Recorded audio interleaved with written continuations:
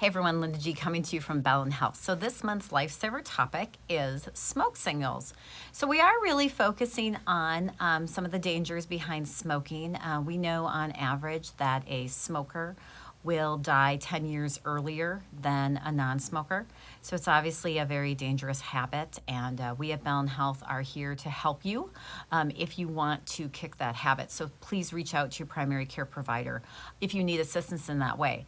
So maybe not everyone in our audience is a smoker, certainly. So, but all of us might have some bad habits that we want to break, right? So here are some tips for you to be able to work on some of your bad habits. So first, start with a habit that you really have control over. So rather than saying, oh, I'm going to eat better, maybe specify it a little bit more, like I'm going to pack a healthy lunch or something like that.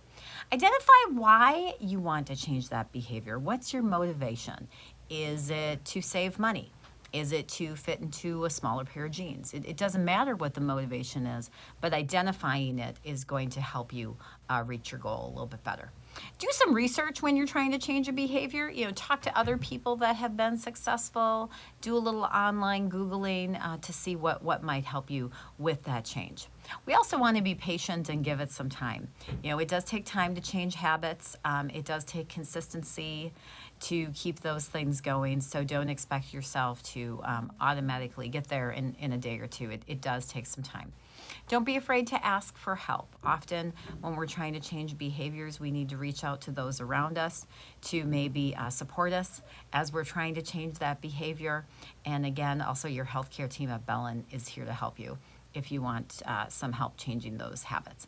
And then change your environment. So if you really want to give up having chips or something like that, that's a bad habit for you, get them out of your environment. Don't stop at the gas station and look at the chips. Pay for your gas outside or things like that. So changing your environment can really help. So for more tips on habit changing and other health and well-being information, visit us at bellin.org/lifesaver. Have a great day, everyone.